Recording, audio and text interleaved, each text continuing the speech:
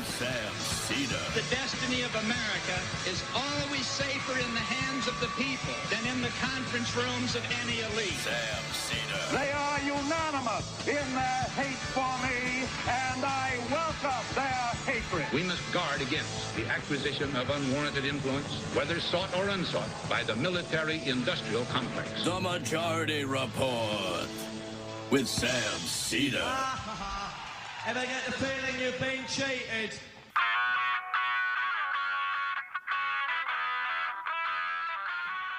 It is Wednesday, June 1st, 2021. My name is Sam Seder. This is the five-time award-winning Majority Report. We are broadcasting live steps from the industrially ravaged Gowanus Canal in the heartland of America, downtown Brooklyn, USA. On the program today, Dr. Leah Torres of the West Alabama Women's Center on our future of doctors turning away miscarriage patients. Then, Professor and Dean Emeritus at the New York University School of Law, Richard Revesz, on the hatchet the Supreme Court is swinging at our laws. Meanwhile, Joe Biden okays medium-range missiles to Ukraine, but sets limits to U.S. involvement.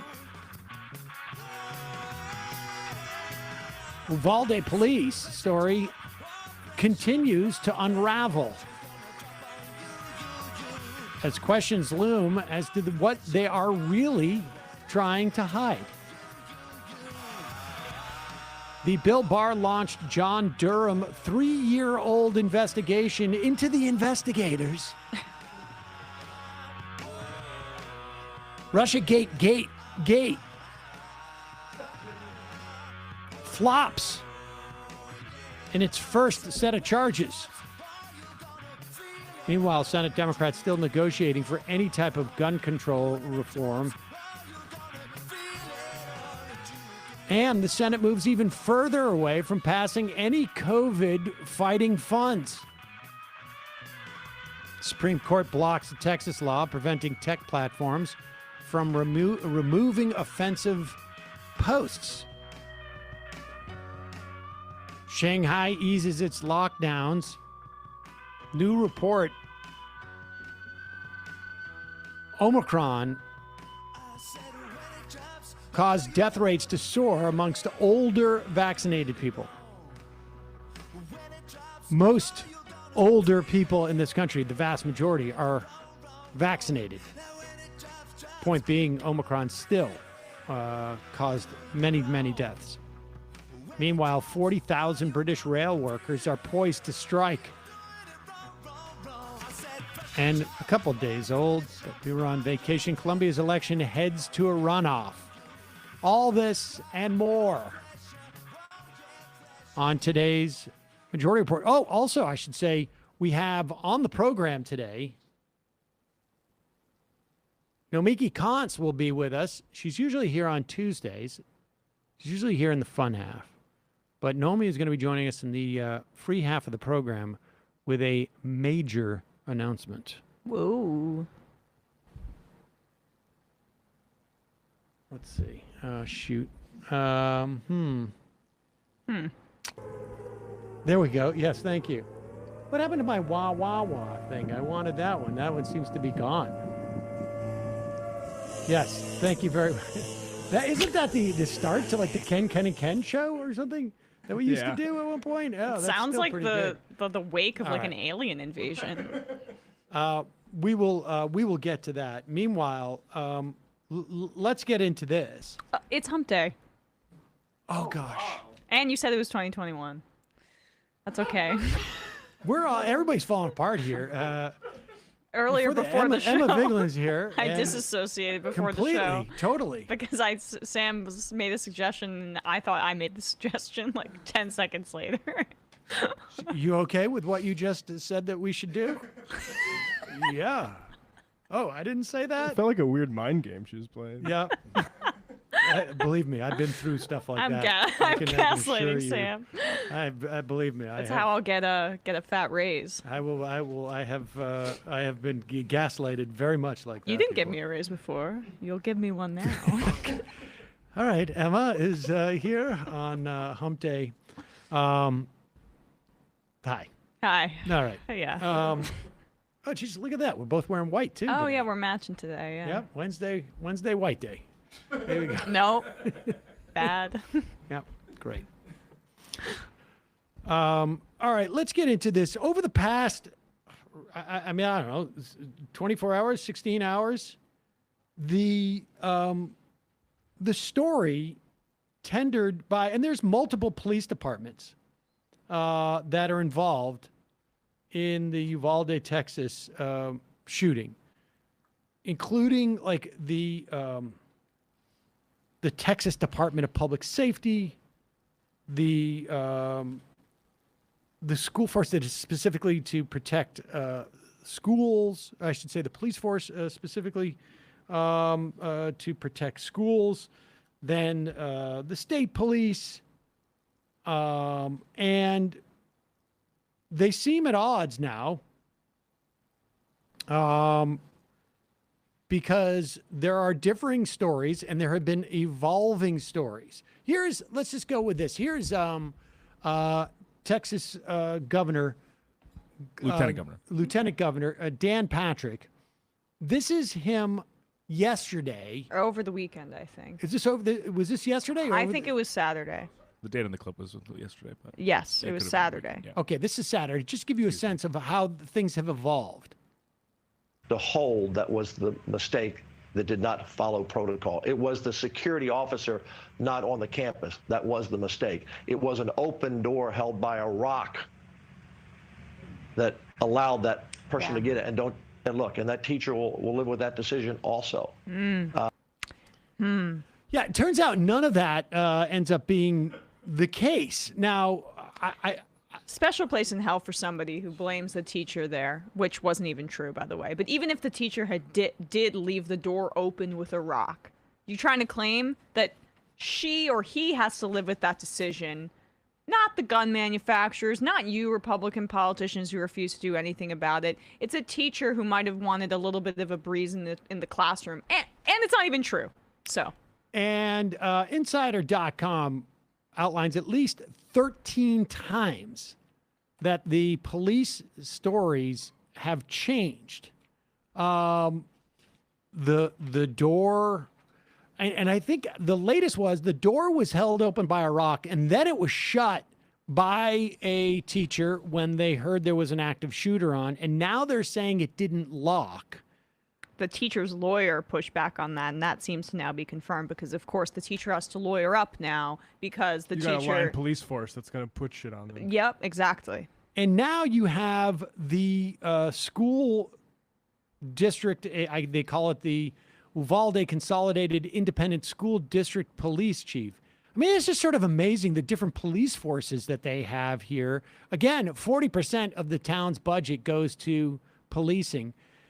They are not talking to the other police. The investigation into what happened. They're not cooperating. And it was, sorry to cut you off, Sam, but it's the Uvalde police chief who made this decision, who was also the incident commander on site when this happened, making the decisions that led to this botched response. And frankly, we have to start asking questions about what they're covering up here. Of course. And it's something big, I think. And apparently the school district police chief was sworn into the city council last night. They had obviously won the election, but they did it in private. They swore the city council in. Now, there's a lot of hens, or I should say foxes guarding the hen house type of situation here.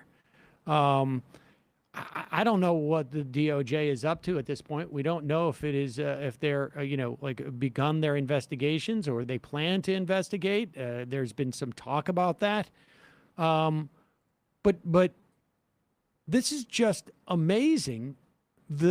how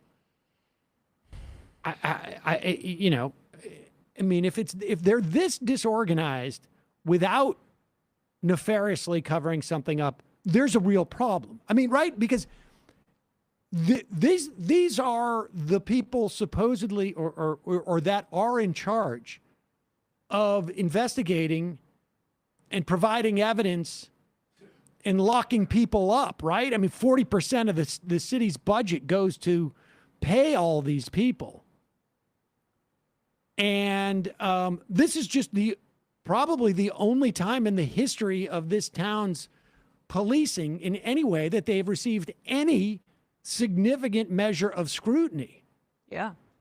I mean, after this, if I'm a lawyer with any client who's had any relationship with the police departments in the city, I'm going to call for the case to be reopened, because they're either unmitigated liars or incredibly incompetent, or both.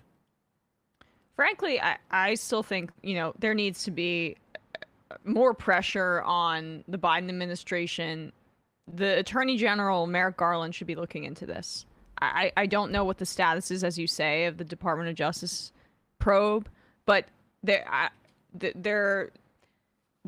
covering up something, extremely either negligent or bloody here, frankly. Yeah. I believe. And also, just to comment quickly on Dan Patrick's rush to blame the teacher there. This was a point that was made on this program last week, maybe in the context on Thursday of that Steven Crowder clip where he was using it as a way to attack public schools. They're going to, because they have nowhere to run from the gun debate, right? It's so open and shut and obvious that we shouldn't have these weapons of war being sold to anybody so easily.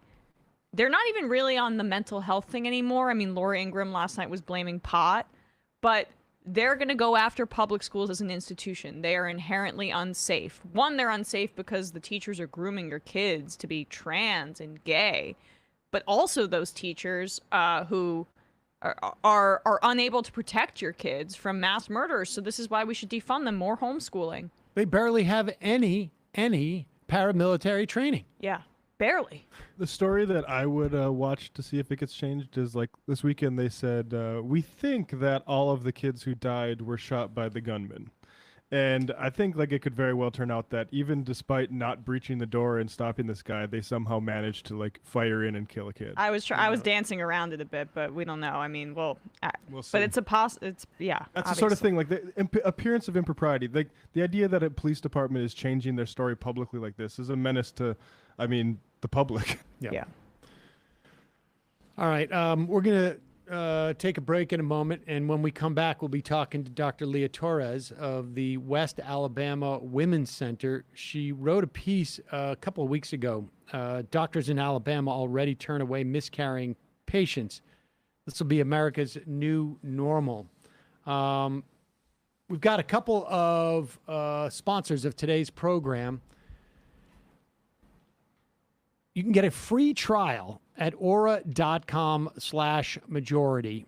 And very important, because the fastest growing crime in this country, which has been surging and growing, affecting millions of Americans, I'm sure on some level you know somebody who has been affected, and this is identity theft. And it happens to 1 in 20 Americans. I feel like there's not 2 weeks that go by where I don't get a letter from some outfit saying that either my information or my daughter's or my son's information, we've gotten contacted like twice this week. And sometimes it's like, oh, it's just benign. It's just your email and your password. Sometimes it's your social security number, though. It's identity theft. It happens to 1 in 20 Americans. And despite the fact that it happens to so many people, everybody's surprised by it when it happens. One day, you try and type into your email account. You see your password's been changed. You start getting notifications of activity from your bank, your credit cards, your crypto accounts.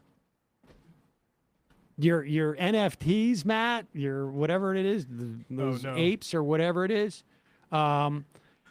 everything goes sideways, and suddenly that's when you start to feel the panic, you start to feel the fear, you feel the anxiety. Then, of course, you blame yourself for not doing something earlier. That's why I'm happy to partner with Aura. They are sponsoring this program today. Aura is identity theft protection, fraud monitoring, a VPN, password management, antivirus software, all combined into one easy-to-use app. Aura monitors the dark web for your emails, your passwords, your social security numbers, and sends alerts fast right to your phone and your email address. So you get it both ways there. As soon as you put your emails in, they immediately locate different places where your email has been subject to some type of breach. When it comes to fraud, every second matters. You connect your credit card and bank accounts, and you get notified of any changes up to 4 times faster than Aura's competitors. Their VPN allows you to stay anonymous online by keeping your browsing history and personal information safe and encrypted. Their antivirus software will block malware and viruses before they infect your devices. And ultimately, you protect you and your family from America's fastest growing crime. Try Aura for free for 2 weeks. See if any of you or your family's personal information has been compromised.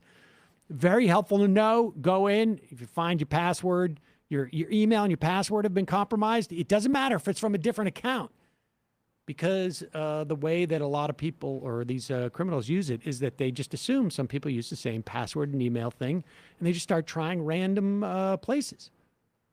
You can start your free trial at aura.com/majority today.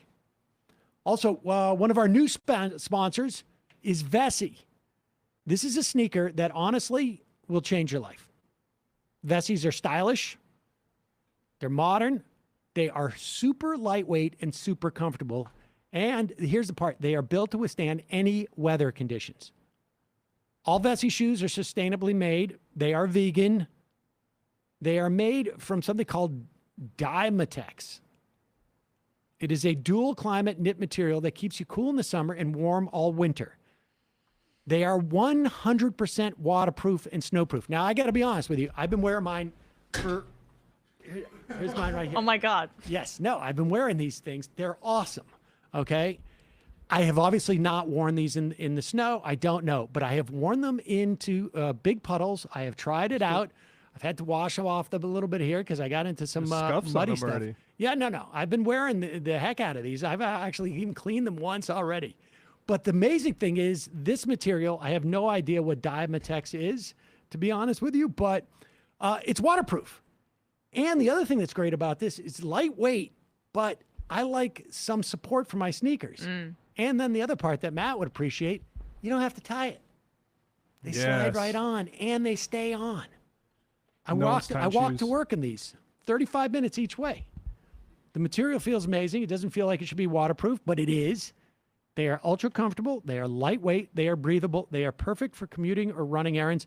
These are very snappy looking. And then they have another pair that I got called the Everydays that looks more sort of like, I don't know, with the big sole and sort of like a running shoe. But they're excellent sneakers.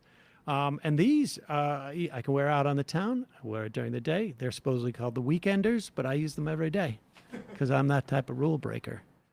Go to Vessi.com/majority. Use the code majority for $25 off each pair of adult Vessi shoes. That's VESSI.com/majority.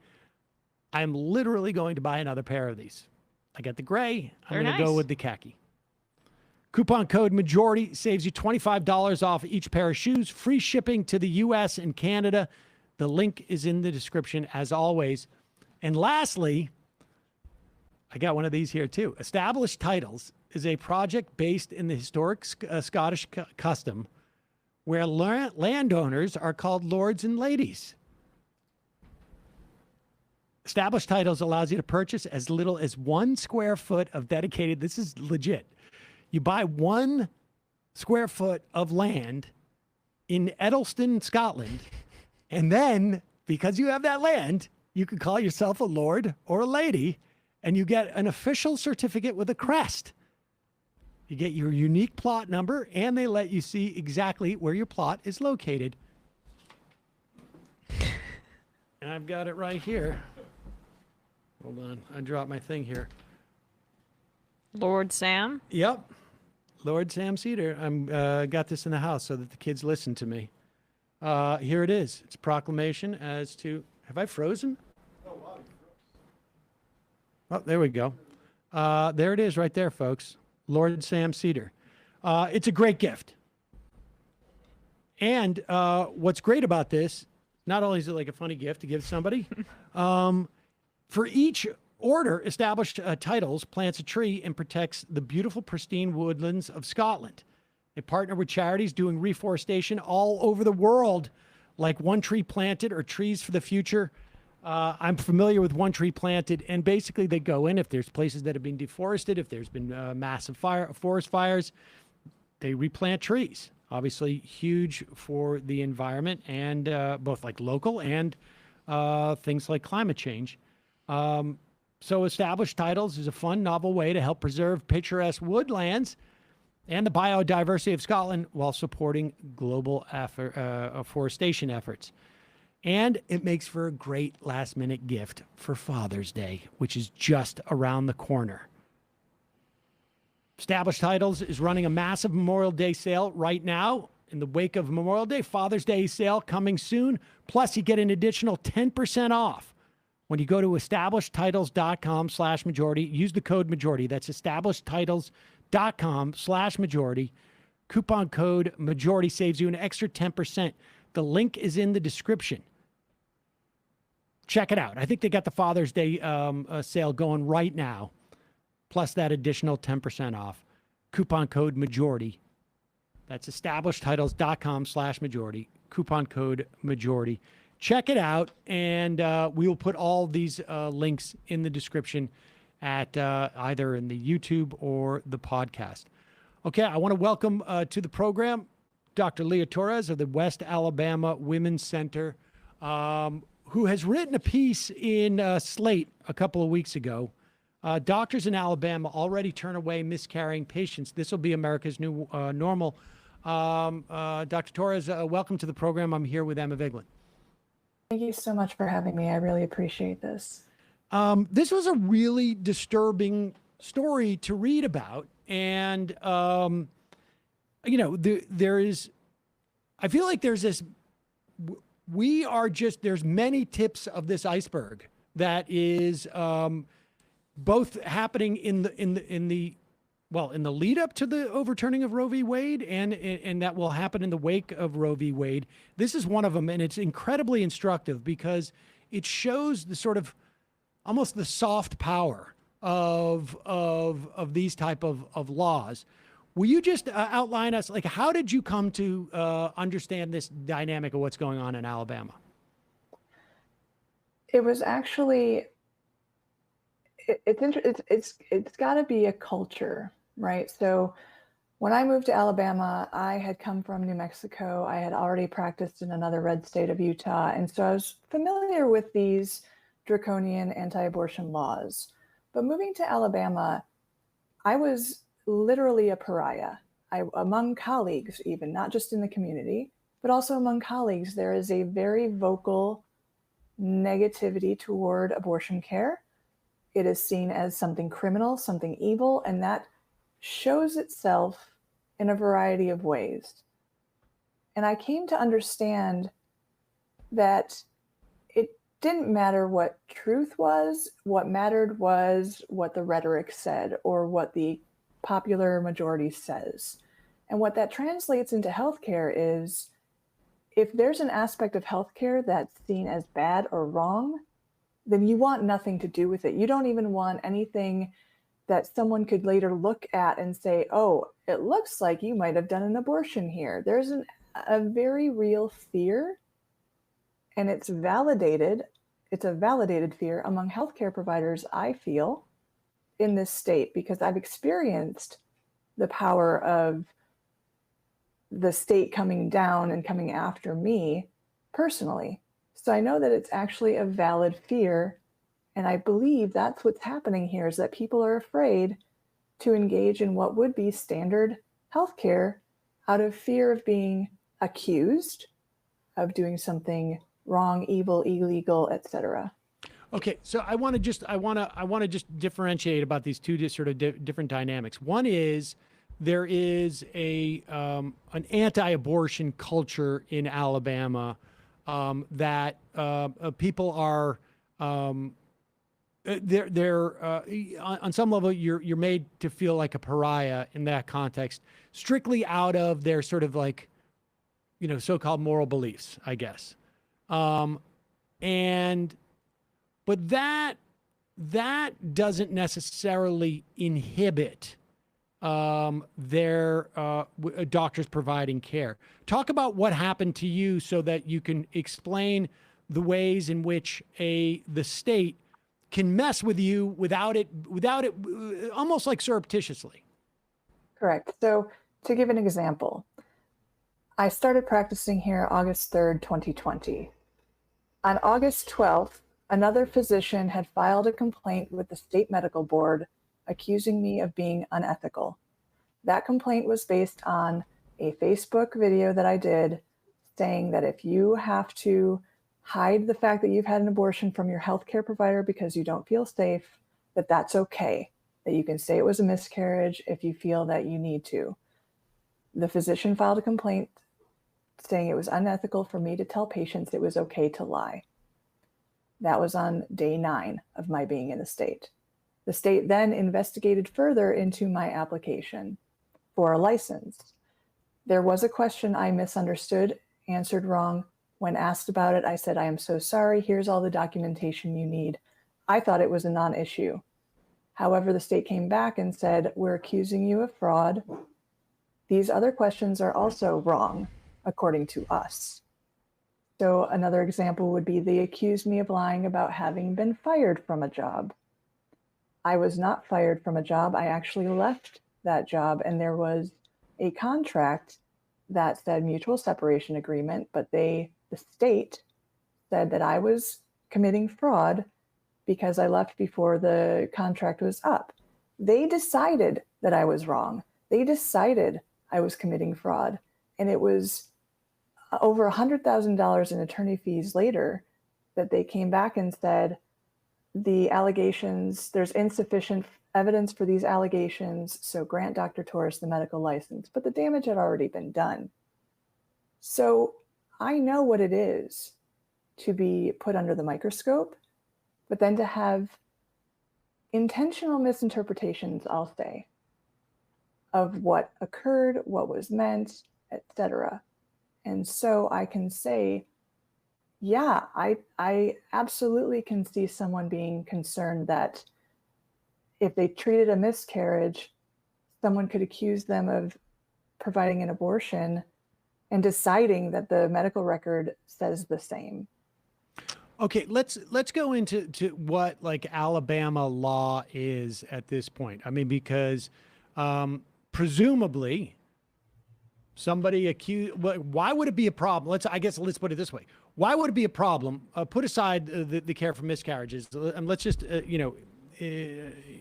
why would it be a problem for a doctor in Alabama at this juncture to be accused of having performed an abortion? Because if you don't have the proper regulations met, if your janitor's closet isn't wide enough, if your hallway isn't wide enough, if you haven't filled out the correct paperwork, if there wasn't a 48-hour waiting period, a litany of regulations and rules, if they were not followed, you can lose your license. And that is very real.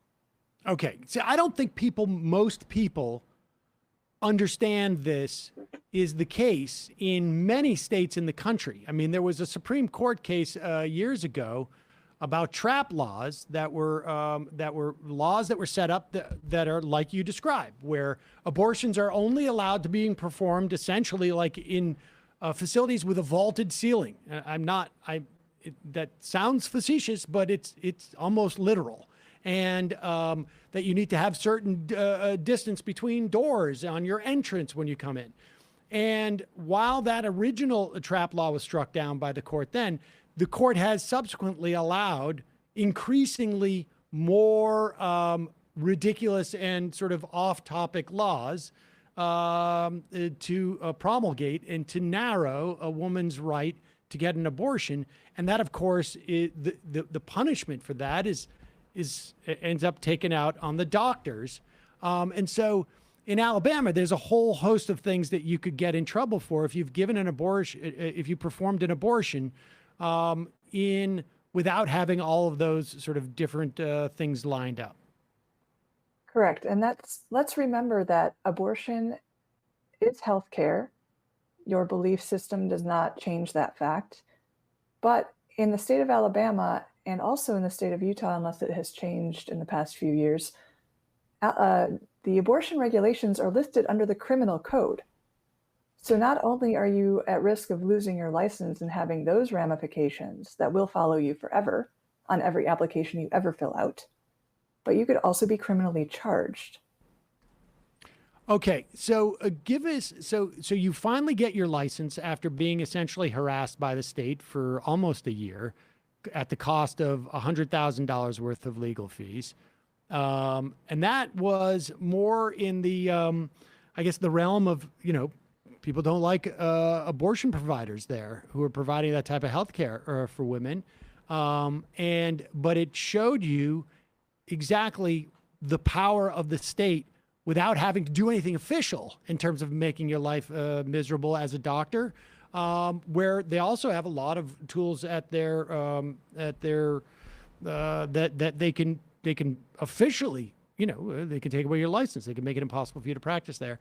All right, so walk us through what you came to understand as to what was happening with women who were coming in with miscarriages and why they were being denied treatment. At first, my concern was that it was the, abortion aspect, that they had actually had a medication abortion that failed and they went to their local ER and, stated that they had to have a miscarriage, which you can't tell the difference medically, but had said, my doctor's in Tuscaloosa, Dr. Torres. At first, I thought it was the physician on call didn't want the responsibility, didn't want, whatever might be the case. I didn't know. I didn't understand what was going on. It didn't make sense to me because if someone's having a miscarriage in your ER, you treat them. You do the DNC. You give them misoprostol. You do something. You don't say, she can drive 2.5 hours back to Tuscaloosa to be seen by that doctor. That's not what should be happening, but it did. So I honestly didn't know what was going on at first until I had a light bulb moment where I had someone who was clearly having a miscarriage. She came to us for an abortion. I diagnosed a miscarriage, and I said to myself, well, let me make sure that I can prove it. And that's when I had the aha moment. As far as my clinical judgment was concerned, she was having a miscarriage, and I didn't need 2 blood tests drawn 48 hours apart, putting at least a 56-hour delay on her care. I didn't need to do that in any other state except here. That was a reaction I had, was to do that so that I could prove that this was a miscarriage. And I realized I have been ingrained with a fear to do anything outside of the rules and regulations, even though it's standard healthcare. And that's when I came to realize this is probably what's happening. And, as you write, Alabama has the 3rd highest maternal mortality rate in the United States. Can you talk a little bit about the chilling effect, or expand on it a bit more, that this kind of state pressure, threat, these kinds of threats has on not just miscarriages, not just abortions, but on women's healthcare in general, both women seeking it and in terms of what maybe the hesitancy that might be ingrained in some doctors in giving a full range of treatments for somebody who might be experiencing health issues? Oh, absolutely. And this is a much broader topic that I'm sure your show doesn't have time for. However, it is important to understand this all in the context of systemic racism. And that is very pervasive through the South. I experienced myself racism because of my last name. So the systemic racism that occurs in healthcare is absolutely a top tier contributing factor to the increased maternal mortality rate in Alabama, due also to the very poor health outcomes of everyone in the state in general. So that needs to be addressed, in addition to the fact that people seeking healthcare can't access it. There's a paucity of healthcare providers with all of the, rules and regulations, or I'm not sure why, but there's a dearth of healthcare access in this state, not to mention the fact that the state will not expand Medicaid. So now you've got folks who can't afford healthcare. They don't have insurance. They fall in that gap that the state is not going to cover them for. So the state is fighting against the people, and the people need healthcare, and the state is doing nothing to alleviate that or improve that, and instead is going the exact opposite direction and putting in place actions which will guarantee worse health outcomes. Has there been any, I doubt comprehensive, but I mean, has there been even any attempt to get data based upon what, you have sort of observed in this instance? Like, I mean, has anybody stepped in and done a survey of doctors around the question of how much healthcare do you deny because you are afraid that you do not have the ability to prove that you're not engaging in activity that has been made illegal, i.e., I haven't provided an abortion for someone, despite the fact that the entry doors to my office are only 35 inches as opposed to 39 inches or whatever it is. Has there been any type of studies like this or any attempt to survey doctors in Alabama or patients? I doubt it. I'm unaware. I can't say for certain, but I doubt it. And I'll tell you why I don't think any data has come to light, or is there an interest in that research, although it is very important. And I appreciate you putting that forward. And it's a re-traumatizing of what this patient's already experienced. So in a typical situation, I call a hospital to refer that patient so that she can be taken care of under general anesthesia. She can be sedated. She won't be re-traumatized. She won't experience that trauma again. And when I did that for a couple of patients in the past couple of months, the referrals were refused because there was no staff willing. There was a doctor willing, but there was no anesthesiologist. There was no circulating nurse in the OR. There was no recovery nurse in the PACU willing to care for a patient needing an abortion, even someone who is 13 years old and who had been raped. So I don't think there's an interest in looking into it, even though there absolutely should be. Well, Leah Torres, we will link to your piece in Slate. I encourage people to read it. And before you go, I mean, what is your sense? And maybe this is outside your portfolio, because this is really about your experiences in this. But when Roe v. Wade gets overturned, assuming that it does, maybe within literally days, maybe weeks. The term ends at the, after the first week of July. I don't think they're going to come out with anything, maybe probably in June.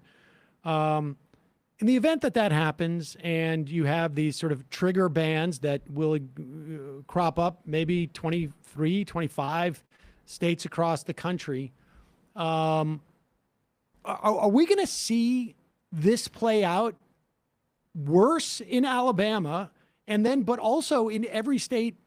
In every one of those states that outlaws abortion, I would imagine for you, there's going to be an affirmative need and responsibility for doctors to prove that they haven't performed an abortion.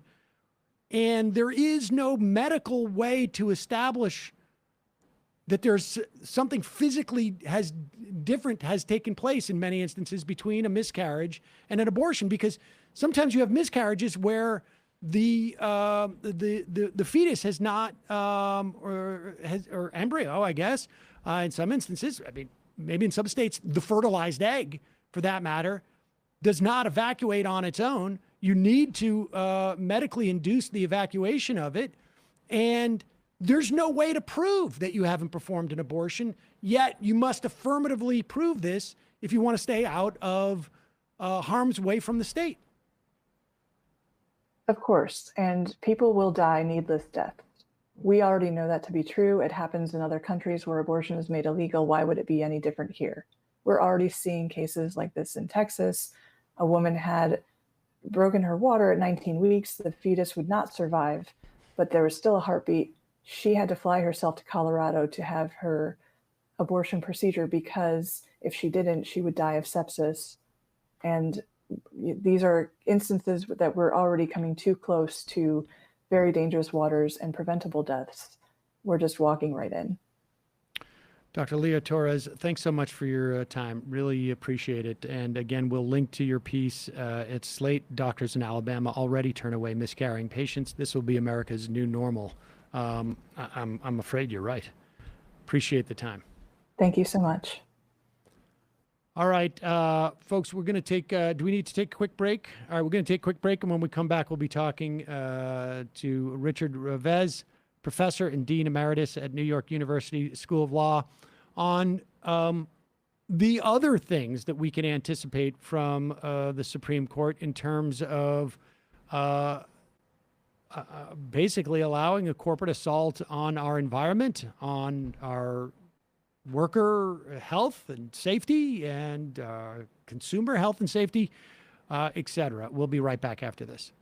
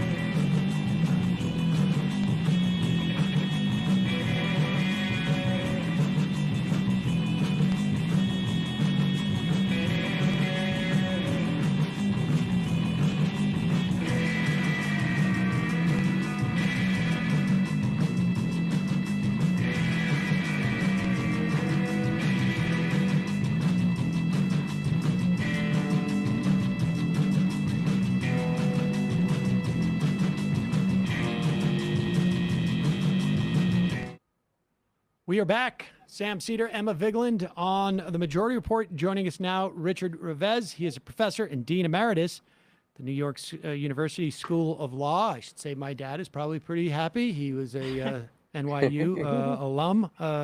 Wonderful. Richard, welcome to the program. I'm here with Emma Vigeland.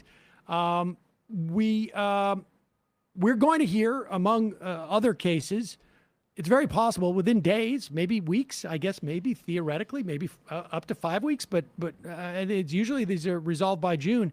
We're going to hear the Supreme Court is going to weigh in on a major case that is going to impact maybe the ability of the EPA to function as it's been functioning for 50 years.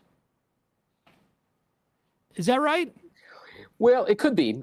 Anyway, I'm delighted to be here, and I look forward to our conversation. Obviously, it is a little hard to know what impact this decision will have on EPA since we haven't seen the decision, but we can speculate about that. One thing that is clear is that in the last few years, Supreme Court has really embraced something that it calls the major questions doctrine. This thing didn't exist as a thing 25 years ago. Literally, no one had heard about it because it had never been used. And when it started being used, it was used very rarely, maybe 5 times over a quarter century, in cases where the agency had done things that really looked like it was going way outside of its lane. But in the last few years, really in the last 5 years, major questions, challenges have become commonplace. And the Supreme Court in the last year has made clear that it is really interested in embracing them. So okay, can we back up for 1 second here? Okay, we should just say this West Virginia versus Environmental Protection Agency case is going to be, is where this could come into play. But so the Supreme Court created this concept of major questions doctrine out of whole cloth, right? I mean, it's not in the Constitution. It wasn't necessarily in the history of our common law, as it were. Why did it? Where did it come from? I mean, like, what was the impetus for this new doctrine? So we get a sense of how it is like evolved. Well, it initially saw the light of day in the 1990s, and as I mentioned, it was invoked very rarely, and it was invoked in a very minor way.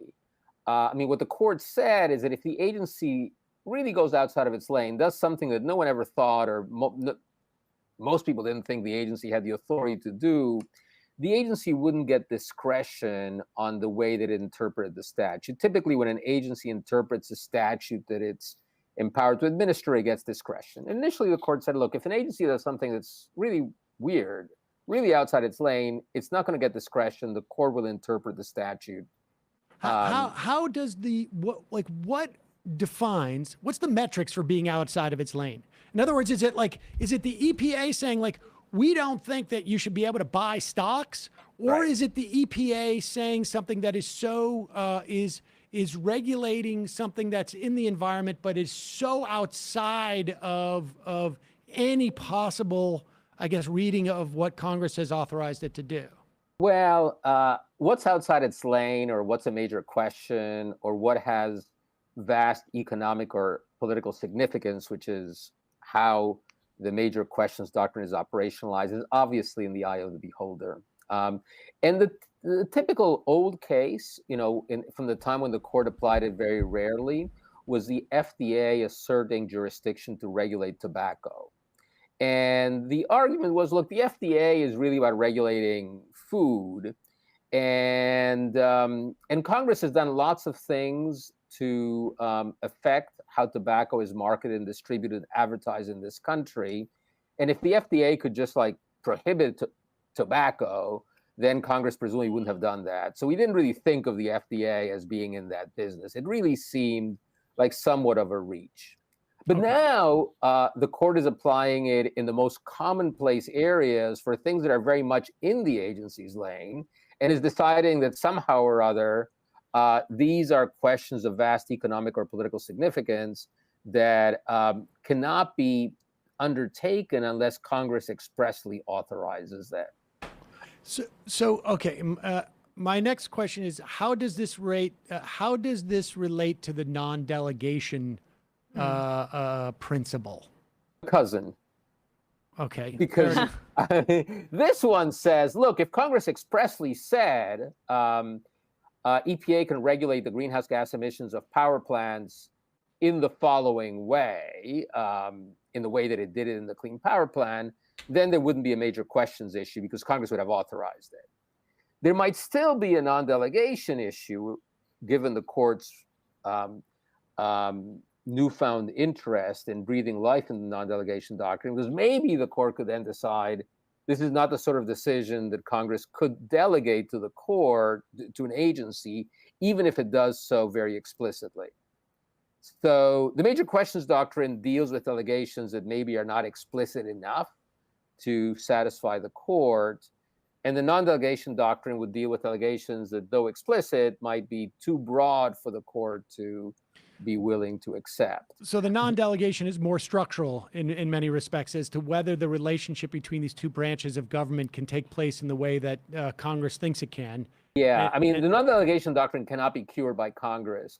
The major questions doctrine can be cured by Congress saying more explicitly, do this in this particular way. Right. The non-delegation doctrine would put constraints on what Congress can delegate to agencies. Now, I'm confused because I have grown up with the understanding that conservative justices do not believe that justices should be making law in any way, that it should be the purview of the legislature, that it is considered so-called activism to supersede Congress in any manner whatsoever, and that there's like almost a presumptive deferment to what Congress has suggested in these things. And if Congress has, sort of said, this is what we want done, it is what is done. What have I been wrong? No, there's a lot of activism going on. My guess is the West Virginia case will involve the major questions doctrine, not the non-delegation doctrine. But the non-delegation doctrine, had basically one good year in our history. It was invoked successfully twice in 1935. No challenge prospered on the non-delegation doctrine before 1935 or after 1935. But a number of justices have indicated in separate opinions and dissents and concurrences that they want to breathe life into the non-delegation doctrine. So we're in a different situation now. Whatever it is, all of us thought was the state of the administrative state like 5 or 10 years ago. We're in a different place now as a result of the actions of the Supreme Court. What was that case in 1935? They were delegations involving the New Deal to the FDR administration involving the New Deal. And the court initially was, basically during the New Deal, Congress created a number of agencies and gave them fairly broad authority. And the court struck down the first two. And then the court basically changed its mind. There's this famous saying, the shift in time that saved 9. FDR then had a court packing plan. And then one of the justices started voting the other way, and then they started upholding the delegation, and then the court packing plan fizzled. So is that more like a temporary way to beat back FDR and kind of claim the court's power, reclaim it as a for that 1 year, for that one small period? Yeah, right. So this 1 year, 1935. Right, and this is vastly different because it's broad strokes. Right, and I think there are justices now who would like to go back to that era. I mean, there appears to be at least 5. Well, there have been certainly 5 justices who have signed on to very broad invocations of the major questions doctrine. There have not yet been 5 justices who have signed on to an opinion striking down a regulation on non-delegation grounds. But there are 5 who've written separately in separate cases expressing an interest in doing that. So the major questions doctrine is a thing that is with us right now. But non-delegation doctrine, we can speculate. And the 2 big invocations of the major questions doctrine in the last year and a half, were the court's decision to strike down the CDC's, the Center for Disease Control's eviction moratorium during COVID, and then to strike down OSHA's vaccine and testing mandate during COVID. And in both cases, this was done on major questions grounds. And in both cases, it was not an agency acting outside of its lane. I mean, OSHA had vaccine mandates for other illnesses previously. This is exactly what OSHA is supposed to do, like protect the health and welfare of workers in the workplace. This is what OSHA was doing.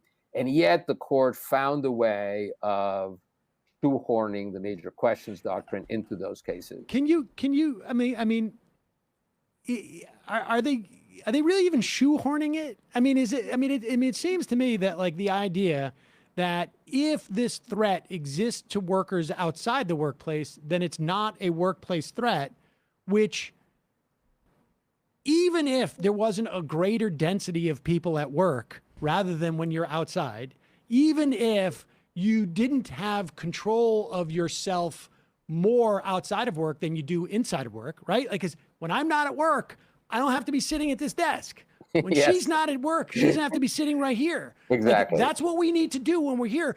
But when I'm out of work, I can do whatever I need to do to protect yourself. to protect myself. Yeah, of course. I mean, so how did that become they're not. I mean, shoehorning seems to be almost like almost too generous of a term here. Maybe. Look, I think they were wrong. I think that it was a vast overreach to strike down those regulations using the major questions doctrine. Certainly an overreach compared to the understanding we had of this doctrine before the last couple of years, when the court really, with the new Trump appointees, pushed this in directions that it had never gone.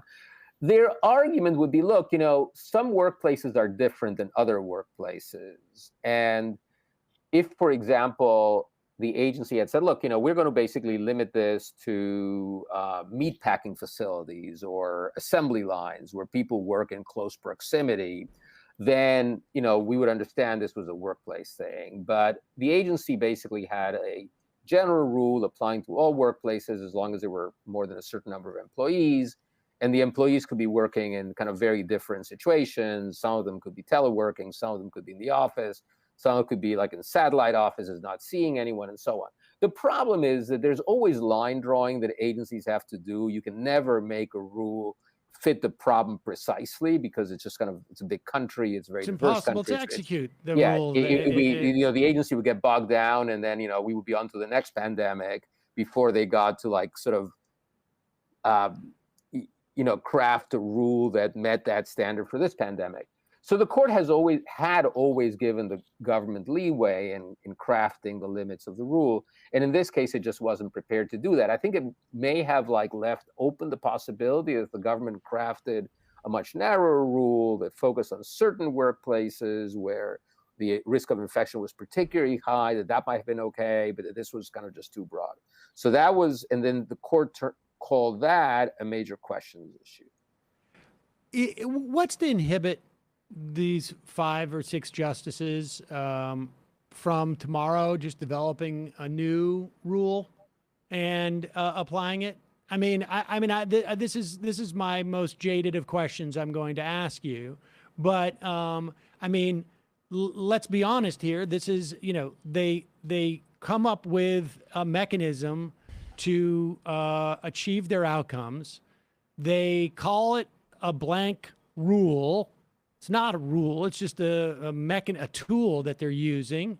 They expand the size of this tool. What started out as maybe a hammer ends up being like a sawzall or some type of a massive compactor, and then they apply it. What's to stop them tomorrow from saying, we have another rule? It is the we just call it we don't like it rule. And but it's a rule, and we're going to apply it here, and it is applicable here because we all have different reasons to not like it, and we have a metric as to how much we don't like it, and that's it's a lot. That's a lot. Yeah, we don't like it a lot. Yeah. Well, the truth of the matter is that 5 justices can set doctrine for the Supreme Court. I mean, there is obviously a legitimacy issue. If they totally make something up, they'll be criticized. Here, what they did here was they took something that was applied in different contexts and kind of blew up the domain for its application. My guess is that if they came up with a different rule, they would find some antecedent in their case. So they wouldn't say, we're just making up something totally new. Right, of course. We've actually based this on 20 years ago, there was this thing, and this thing was applied in that circumstance, and now we're going to apply it in this circumstance, and then anyone who looks at it will say, but this is kind of much broader. It wasn't exactly what this had in mind. And I think as long as 5 justices are prepared to sign that opinion, it becomes law. That is how this system works. Let me ask one more question. Again, apologies for being a little bit jaded about this, but you say it threatens their legitimacy. Have folks? I mean, you're a Dean Emeritus of a prestigious law school. Have folks in the legal institution begun to seriously, have conversations as to this whole legitimacy thing? How does it manifest? What is the implications if they cross some threshold where they're illegitimate, or what constitutes that threshold being crossed? And what army do we have, essentially, that's going to mean anything about it? Well, I mean, obviously the threshold is going to be difficult to define, right? I mean, and it's in different places for different people. These conversations clearly are going on, and they're not just going on in law schools. They're going on more generally among the American public. I mean, the polling shows that respect for the court is at a low point historically. I mean, court used to be a more respected institution than it is now, according to public opinion polls. So I think these impacts are being discussed, and different people have different perspectives, and maybe different people have different red lines. If the court does this, I will not, respect it in the way I used to, and those lines are different for different people. But those discussions are clearly happening, and they're happening in a variety of contexts. So, for example, the court has been very aggressive in using its so-called shadow docket. They like to call it emergency docket, intervening in disputes that are kind of basically getting litigated in the lower courts. I mean, recently, in striking down an environmental rule, in putting back in place a Trump rule, 5 justices invoked the emergency docket. Justice Kagan wrote a very pointed dissent saying this was an abuse of the emergency docket, and the Chief Justice joined Justice Kagan's dissent. This happened just last month, which was quite extraordinary to have the Chief Justice criticize the majority of the court for the way they use this emergency docket. So I think all of these things are being discussed. There's a lot of controversy. There are different views. Obviously, the current court has some defenders as well, but there is a robust debate going on in law schools, and I think in society at large, about whether the court is acting in ways that would have been recognizable to justices 25 years ago. I got one more. Let's say, so everybody's got their individual metric. I mean, I'm just sort of fascinated by this because I feel like this has been a rolling conversation really since Bush v. Gore. And at different times it has gotten more intense and less intense. And I've yet to see anybody articulate, well, obviously there is no head of the legal institution in our society, right? It is, but I'm curious as to let's say the majority of the members of the legal institution, however people want to define that in any way, decide wow, this court's illegitimate. What do they do then? Do they start saying to their colleagues, you know what, if you start sending clerks to this court, we're going to start to this is going to start to implicate your opportunity for tenure, or you're going to get less sabbaticals, or is there anything like that? Is there any way for the legal institution to respond other than my op-eds are going to get more pointed, or I'm going to be at the barbecue and say this court is sort of shaky? Yeah, I don't think there's any enforcement mechanism for the legal community. And also remember, the legal community is divided. I mean, it's not like everyone is critical of the new direction of this court. I mean, there are people obviously who support it. There's an industrial pipeline, right? I mean, there's I would bet the vast majority of those people you say are members of the Federalist Society. My guess is that many of them are, and so it's the debate as well. But there's not real enforcement. I mean, I think after Bush v. Gore, some people said, well, this is really this crossed the line. I mean, here the court actually engaged in partisan politics. This case was working its way nicely in the Florida courts. A court that really cares a lot about federalism had no compunction in essentially displacing the state institution. The justices who normally look at the Equal Protection Clause narrowly now looked at it very broadly. This is really the line. And the truth of the matter is, there was a lot of criticism. A lot was written about Bush versus Gore. But, 5 years after that, we were kind of back to normal. And that court, I mean, the court in the immediate aftermath of Bush versus Gore looks much more consistent with the sweep of what the court did in most of the second half of the 20th century than the current court. The current court is in a much different place. So I'm not sure there is a generally accepted line, and there's no enforcement on the part of these institutions. I mean, the reaction is, the effective reaction is on the part of the political process. We will elect presidents who will nominate justices who are different. I mean, that was actually, part of the last election. I mean, both candidates kind of talked about that to some extent. And if people care about it enough, if the American people care about it enough and think this is very high up on my list, then the response is going to be a political one. It's going to lead to the election of presidents who will then, have a mandate to appoint certain types of justices. Richard Revesz, professor and Dean Emeritus at New York University School of Law. Thanks so much for your time today. I really appreciate your coming on and indulging my my jadedness. Well, thank you. I enjoyed the back and forth. Thank you, Sam. Thank you, Emma. I very much enjoyed it. Appreciate it. All right, folks. We've got a special treat for you today. A third guest. She's a regular guest on the program, but today she's coming on with a special announcement.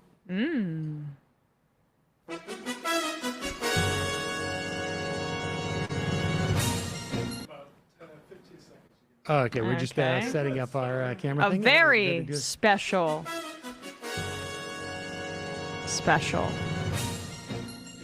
Even more special is breaking news. Special announcement. And a special announcement. And now we've set up the thing. Want to welcome to the program. We're all set up, right? Yep. We're back.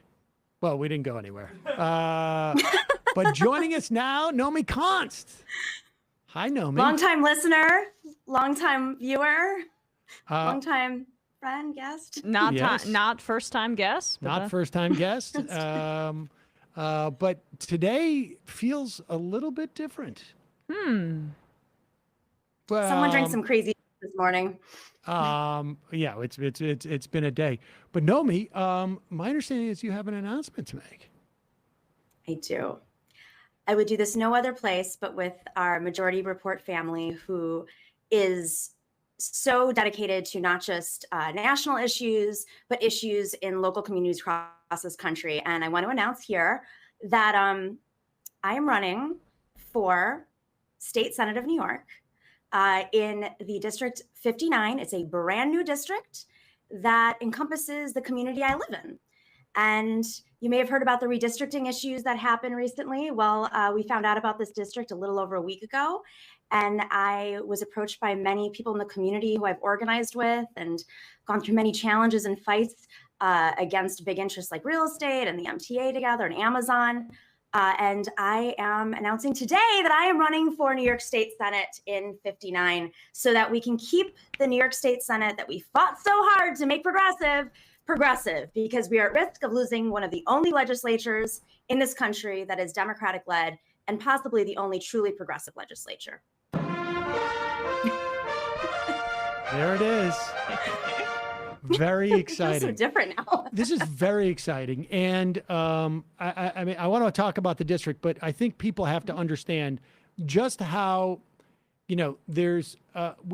there are states around the country where you have, you want to keep the Republicans from getting a trifecta so that they can't, promulgate these laws. But and California is locked up, but New York should be so much more progressive than it has been over the course of just the 5 or 10 years, past 5 or 10 years. And what happens in New York does not stay in New York. And I think that is why there has been so much money poured into New York, despite the fact how progressive the population is, poured into New York because they don't want the state to reflect that progressivity in terms of their laws, because they know that what happens in New York is going to both impact what happens in other states, but also so many businesses are here that you change their business practices in New York State, you're changing their business practices, period. And that's why the state Senate is so important. I couldn't have said it better. I think the whole country is feeling this firsthand right now, whether it's attacks on women's right to choose at the local level, or labor union attacks, or attacks against LGBT community across the country. Trans rights are being attacked right in their faces. Not to mention, we have immigrants' rights. I mean, every single corner of this country, including New York State, is being attacked by the right wing. The IDC, those 8 Democrats who were caucusing with Republicans, were funded by conservatives. There are still people in the state Senate who take that money. So even though the Democrats are in the majority, we need to make sure it's a progressive majority. And I'm proud to say that my district is the most progressive district in the state, but it's got its issues too. In this district, we have Long Island City, which is the fastest growing city in America. It is full of empty towers. These are apartments that are not even close to capacity, major real estate deals. It's where Amazon was going to, we fought off Amazon in Long Island City, but it was also a real estate deal, the Amazon facility. Just a couple hundred feet away is the largest housing project in the country. So you literally have, within feet of each other, the classic tale of two cities, which is almost a cliche at this point. But the difference about this time around is that, we need to make sure that we attack that backlog of issues that were postponed and ignored over the last 10, 15, 20 years, as centrists and Republicans have really owned the state Senate and the legislature and, frankly, the governorship.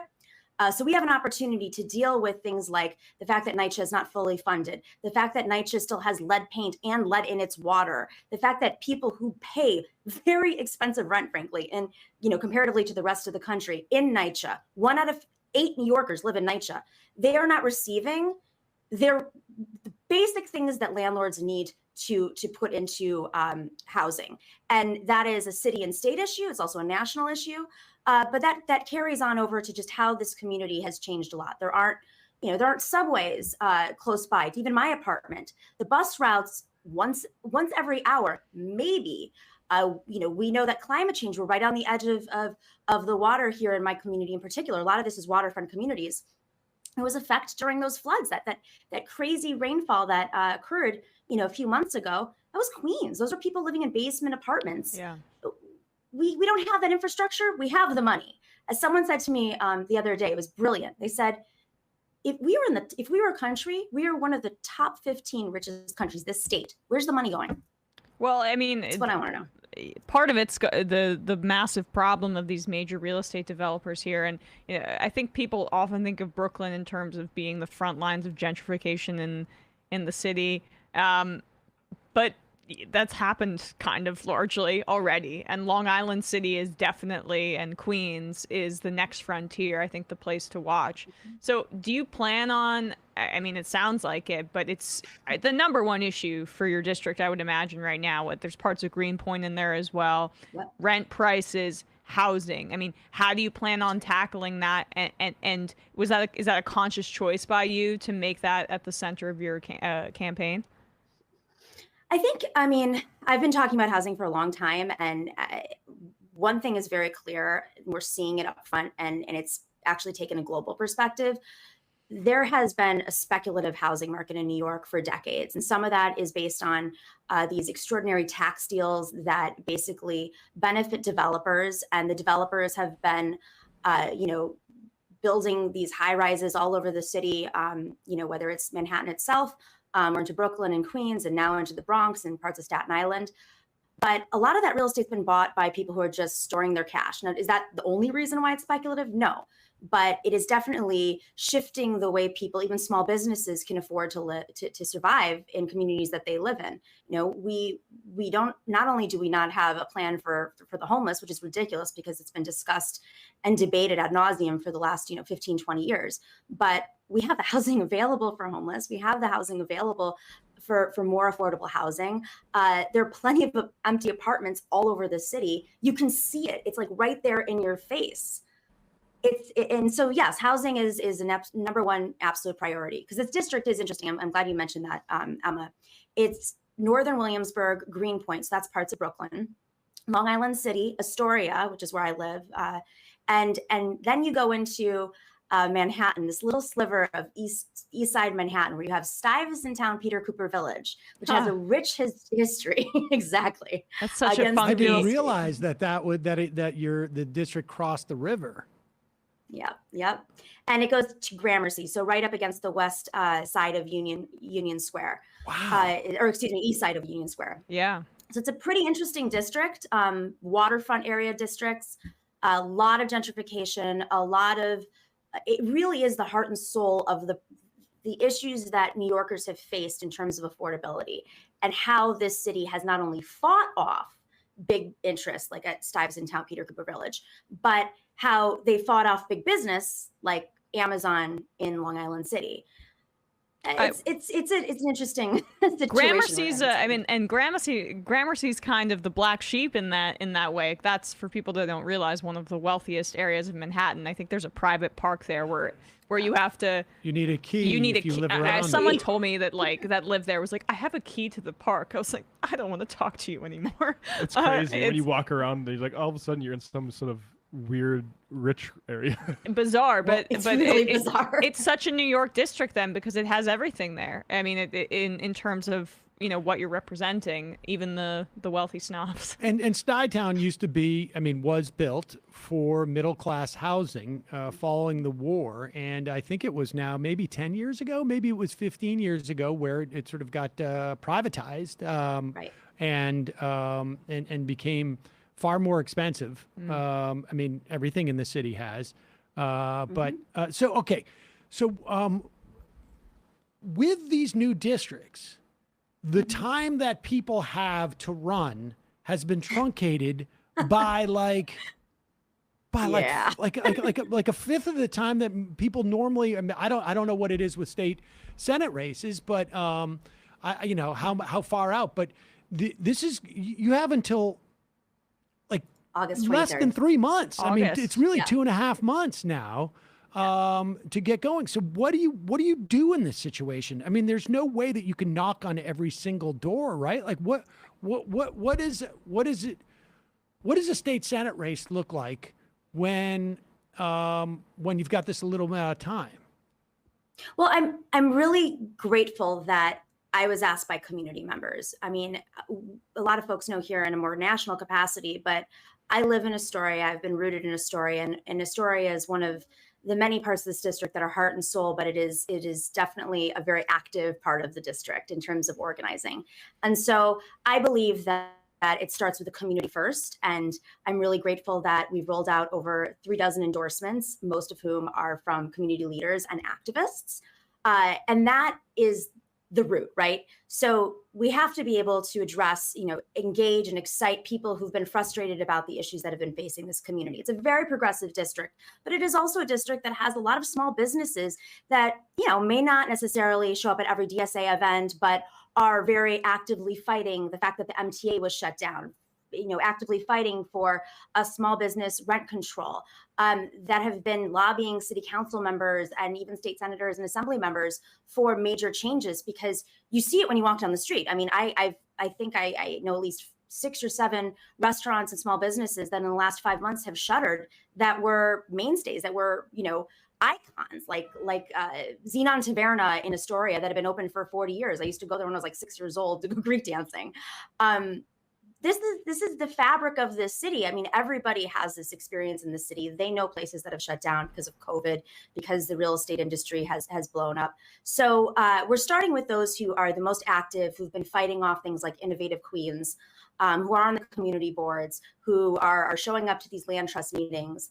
And then, of course, we want to expand outwards. And so, I'll make an active pledge here. Campaigns cost money. We have to raise a lot of money in the next 3 months. I don't know many rich people. I think, Sam, you might be the richest. I'm just kidding. I'm not going to put you on the spot. I got some very bad news for you. I'm just putting you on the spot. So it's going to be, real grassroots support to get this campaign viable, up and off the ground. But the good thing is this is a new district. So everybody's in this situation. I'm lucky that I'm not introducing myself to the community because I've been, here active and organizing. But there are other parts of the community I'm going to be out there and introducing myself to. And I'm looking for great ambassadors. So if you want to join us, please, just follow me on Twitter if you're not already doing so. And you can go check out our bit.ly for our Act Blue if you want to contribute. But it is organizing, fundraising, so that we can make sure to hire more organizers. That's where money goes. It goes to reaching voters. We are in the New York City market, so we're not buying any television ads. Just want to make that clear from the get-go. But it's a really basic grassroots campaign that has significant impact, not just on this community and the rest of New York State, but the whole country. Do you have a website, or is that Web 1.0? I mean, are you going for? We do. We have it. It's going up right now, I believe. This is a very quick thing. It is going to be const4newyork.com, but our bit.ly for our Act Blue is up there. So you can go check that out. I think that Bradley has it up there. I don't know if we can. All right. Well, we're going to post it obviously in the YouTube description and in the podcast. Do you have a sense of who you're running against? Yeah, so there was another district in which two people were running. One is a former lawmaker named Elizabeth Crowley, and another is a great activist named Kristen Gonzalez. They were running in a different district, and then they announced that they're running in this district. But that is when community members reached out to me and said, we really would love somebody who's been active in this community to run. And, I have a lot of respect for these women, and I think it's going to be a very positive campaign. I hope it's a very positive campaign. I just think it's a campaign focused on local issues and the support you have locally through activists and engaged members of the community. So wait, are you daughter of Joe Crowley? Cousin. Cousin. Do they live in the district? I'm not entirely sure. I know that Elizabeth Crowley does not. I'm not totally sure about everything else. This has been a week, so keep in mind everybody's jumping in this race. This is like a fast just so process that for people everyone. know, you don't have to live in the district, I guess, to run there. But you do. But you there's do. That. And you've been there for almost as long as I've known you, right? How many? Astoria, yeah. Yeah, I think so. Yeah, for Astoria. Before that, I was in Lower East Side. So. Well, this is pretty exciting. So what? And I imagine you're going to be busy for the next couple of months. I am. I'm going to be hitting up every event, knocking on doors, making phone calls. I think what really excites me about this campaign is it's close to my heart because I live here, obviously, but we're in a crisis right now. I think that we all get this watching this show, but I don't think the political class of New York is really letting it sink into their bones that we are recovering from COVID. We have all experienced, especially in Queens, an extraordinary trauma. So many of us have seen people pass away who've been affected by COVID, with long COVID, whose jobs have been lost, whose rents have been increased astronomically in some cases, including rent stabilized apartments about to increase. So people are feeling the long trauma of COVID and the underlying issues that New York already faced, which was vast income inequality. And it doesn't feel like our political class is really understanding you can't just go back to business as usual. And so I'm excited to organize and mobilize folks together to really prioritize these issues and not just say, hashtag here's a bill, let's take it to the Senate. We have to rethink and reconsider how we prioritize these things, not just for our communities, but as I said, the rest of the country, because this is one of the last lines of defense. Capitol Hill is not doing anything. I look at this like I'm running for this is where things are getting done. So I'm excited, but I want to add one note because I had a little bit of a health scare yesterday, and this hit me in a much deeper way. In the middle of the night, I had an ovarian cyst burst, which is very common for women. So thank you. People have been messaging me, but it was very painful. And I went to my OBGYN, who I called and got me in the door right away. And I sat there thinking to myself, we live in a state where we do have healthcare access for all, but we have not passed the New York Health Act. There's literally no reason why we should not pass the New York Health Act. But when we do, that will have a significant impact on the rest of the country. When I went into my OBGYN, he took a sonogram of me and he said, you have a giant, small fist-sized fibroid in your ovary. Has anybody ever told you that? And I said, no. And he goes, well, it's been there for several years. None of your doctors have told you this. And I suddenly got angry thinking to myself, we are just having conversation about access to health right now, we're not even getting to the conversation about the injustice that's happening in the health community. If you're a person of color, if you're a woman, research is not being funded for really basic things like, I don't know, reading a sonogram or communicating that to women. Like, I'm 38. I shouldn't be learning about some of these things at this age. We should be investing in this because we have the money, very early on. The basis is healthcare for all. But we really, based on this crisis, have to start looking bigger and broader. And if we can do that in New York, hopefully it sets the tone for places like California and maybe Illinois and maybe a few other states that have the courage to do so, like New Mexico, for instance. I know that when the redistricting for congressional seats was redone by this magistrate, Democrats, I think 8 districts became sort of toss-up districts. When they redistricted the Senate, did Democrats and if there's a way to break out progressives at this point, did they lose in the way that this is computed is like an R plus or a D plus whatever seat or R plus whatever seat? Did Democrats lose, or did seats become less safe? In other words, did the majority in the Senate become more tenuous? Because I guess it was a couple months ago we spoke to your friend Gustavo Rivera at the Brooklyn show, and he was pretty confident that there was going to be a chance. Obviously, there's a huge forces fighting against the New York Health Act, which is a single payer act for New York State. Right. He was like, this is doable. It's doable. I wonder if is that more or less of a reach today, just generically speaking, with the way the redistricting went? I would say it's the same. You have some districts, including Gustavo Rivera himself, who's been put in an extremely prickly scenario in the Bronx. Senator Rivera is one of our great progressive champions in the state.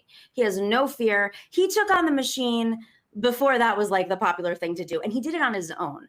So he defeated the Bronx machine, and now there's a newish Bronx machine, and he has a new district that basically cuts out some of his old district but keeps another part of his old district in. And the Bronx machine has said that they're going to continue to support someone they were supporting in another district who has no experience, and they're not willing to open up the process of an endorsement again, which I think is fundamentally undemocratic. And if you're a party, any party, you should not be doing that. Any organization should not be doing that. Frankly, any politician shouldn't be doing that. Well, it's a new race. We should really think about, it's a new race. And everybody's experiencing this all over the city. So Gustavo, Senator Rivera, forgive me, has been a great champion on the New York Health Act. So he's in a vulnerable situation, but it is still a Democratic seat. And that's the way I'm looking at it. The Democrats will maintain control. There is a new district, my district, which District 59, this is hilarious, used to be in Western New York. It was actually the district I grew up in Western New York when I was a kid, but it was conservative who held that seat. So now that is, been reset over there because of population changes. And we now have a brand new district here, which is hopefully going to be progressive. But, Elizabeth Crowley is probably more in the establishment Democratic lane. And I think that we have the capacity and the infrastructure and the support locally to defeat her so that we make sure to have keep a very progressive Senate. I think there are other districts like that too around the state, which will stay Democratic, but do we want them to be progressive? And also what kind of progressive? Because, there are a lot of people who are rising up on the scene and saying they're progressive. We have to make sure we hold their feet to the fire and that they are progressive and that they have what it takes to address this crisis. Because we all know what happens when you have a Democratic majority. Suddenly, some folks on the side start to make deals. We see it in Congress. The California legislature has this issue too. You have a lot of centrists who are holding up quite a bit in the California legislature with the supermajority. But I know that I won't do it because I'm untethered and it's dangerous sometimes because the attacks will come at you. But I've been tested.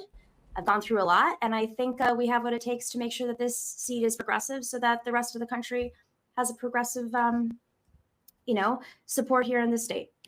Well, Nomi, I'm super excited about this. I can't wait for you to win. And I can't wait for folks to support you and for folks to volunteer. I imagine you need a lot of volunteers as well as obviously funds, because to ramp up this quickly, these campaigns require more paid, I guess, people, because you don't have time. You don't have the same lead time for any of this. Right. It's crazy. It's crazy what's going on in the state right now. We're going to put links in, and I imagine you got to go because I bet you got a lot to do at this point. But what I will say is we're petitioning. So it was very funny. They announced on Saturday, late Saturday night, early morning, Saturday morning, that these were the new lines last week. And it was also the same day petitioning started. So we have until June 10th to get on the ballot. If you do love talking to voters, it is gorgeous weather outside. Last time I did this, it was like 0 degrees. So it's a great time to petition and get signatures. And they don't have to be in your district, right? It can be anywhere in New York State. They have to be in the district. Oh, they do? Oh, so folks in your district, the people signing it have to be in your district. Oh, I didn't know that. Because with congressionally, right, it can be anywhere in the state, or no? I'm not sure. I don't know congressional off the top of my head. Oh, that's interesting. But, okay. So if you're in Long Island City, if you're in Astoria, if you're on the east side No, congressionally, you have to be in the district. You do? I just remembered because that's when we shadowed AOC's campaign. It was very difficult to find people. Yeah. So this is going to be extra. But with that being said, you can volunteer from anywhere. You don't have Right. to be someone who lives in the district to volunteer to get us on the ballot. So Stuytown, Gramercy, Long Island City, Astoria, Williamsburg, parts of it, Greenpoint. Yep, Northern Williamsburg. Greenpoint. Parts of it. And we will have a link to Nomi's site. And of course, also you can be from anywhere and contribute to a campaign, as you know. Yes, we have definitely. all of that on the YouTube description and on our podcast description and on our Twitch description and all of it. So congratulations. Very excited. Thank you. Very excited to share this with you, and just thank you for having me on. I know, but all right, this is I wouldn't think of anywhere else to do this. So thank you for your early support. We broke some news today. We did. This is a professional news show. Yeah. Do the sound drop again. And that concludes the breaking news report. I really had to break out my toughest interview skills too You did. To get her to admit I that mean, she was running. Well, it's the toughest for you, right? You don't hold AOC or the squad accountable, and I needed to do it this way. not going to happen for Nomi either. Is your website up yet, Nomi? That was it. Right. That's right. I think so. I'm not going to let you get away with that. All right, Nomi, thanks so much. Good luck, and we will see you soon. Sounds good. All right, folks, it is time now for us to enter into the fun half. Belated. Sorry, so sorry. So sorry. But that was worth it. That was great. Yeah, very exciting. Yeah, we went from really disturbing interview to somewhat disturbing interview to more exciting and hopeful interview. That's the way it is. Yep. It's the way the narrative journey went today on today's program. Folks, this program cannot exist without your support. You can become a member by going to jointhemajority.report.com. When you do, you not only get the free show free of commercials, you not only get the fun half, and a reminder for our members, if you want a link to the fun half of the program to watch on video, of course, it automatically feeds audio-wise. But if you want a link to the fun half of the program on video, go to majority.fm, log in, and at the very top, I promise, being the topmost part of a post, you will find the link. It will be there, the topmost link. It will be clickable, and it will be at the top. And so you can find it there. and see the fun half on any given day. We should also tell you that I think today after the show, certainly by Friday, we are going to post for members the Boston show. Charge. But will that be at the top? And Can we have both things at the top? It'll be embedded in what you will do is you will go log in as a member and search Boston show. And then you will find the Boston show because it will search. I mean, it'll also be the most recent post when we post it, but you find.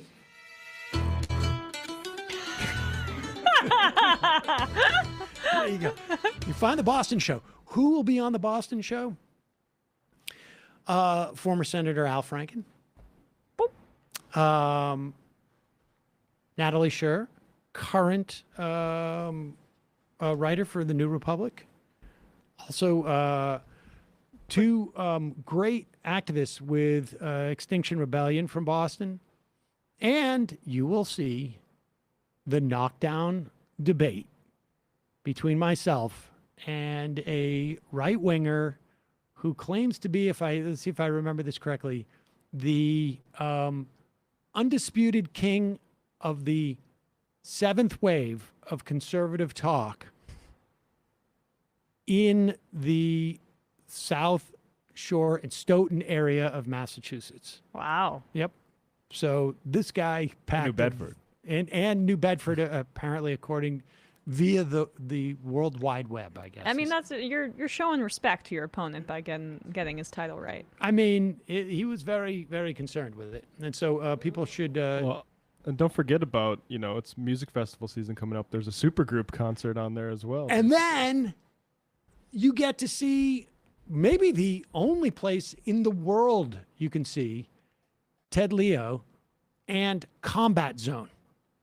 For those of you who are from Boston and are old, like myself, you understand what that means. The Combat Zone was the area right around the Wilbur back in the day. It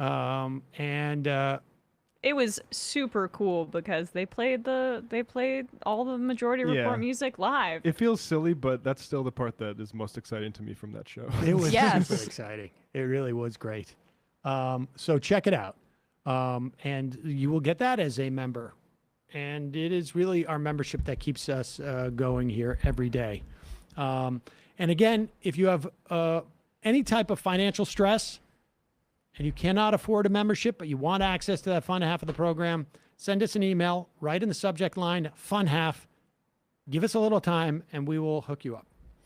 Matt, what's happening in the Matt Lekian media universe? Yeah, tonight we're talking Uvalde and the shooting, but also we got Alex Press on to talk about her recent article on Dollar General workers deciding they're not going to put up with insanely hot working conditions and low pay. So maybe another wave of unionization efforts, hopefully. So that's tonight, patreon.com/leftreckoning to get access to the postgame. See you in the fun half.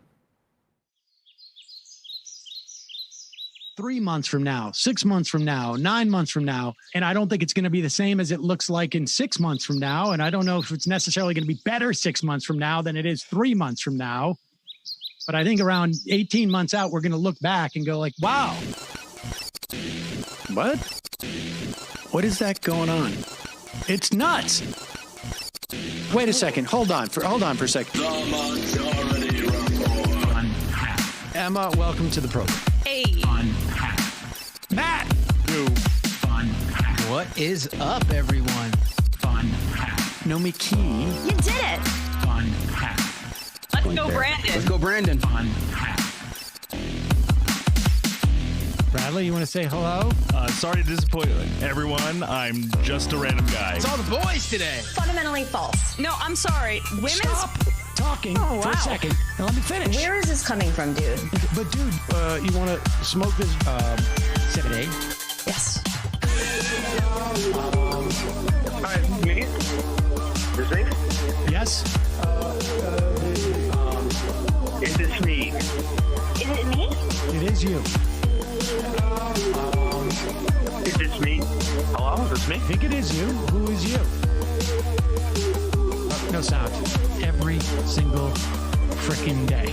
What's on your mind? Sports. We can discuss free markets and we can discuss capitalism. I'm going to go throw up. Who libertarians? They're so stupid, though. Common sense says, of course. Gobbledygook. We fucking nailed him. So what's 79 plus 21? Challenge met. I'm positively quivering. I believe 96, I want to say. 857-210-35-501. 1/2. 3/8. 9/11, for instance. $3,400, $1,900. 654 $3 trillion sold. It's a zero-sum game. Actually, you're making me think less of it. But let me say this. Poop. You can call it satire. Sam goes, it's satire. On top of it all, Yeah. my favorite part about you is just like every day, all day, like everything you do. Without a doubt. Hey, buddy, we see you. All right, folks. It's just the weak being weeded out, obviously. Yeah, sun's out, guns out. I don't know. But you should know. People just don't like to entertain ideas anymore. I have a question. Who cares? Our chat is enabled, folks. I love it. I do love that. Look, gotta jump. Gotta be quick. I gotta jump. I'm losing it, bro. 2 o'clock. We're already late, and the guy's being a dick. So screw him. Sent to a gulag? Outrageous. Like, what is wrong with you? Love you, bye. Love you. Bye-bye.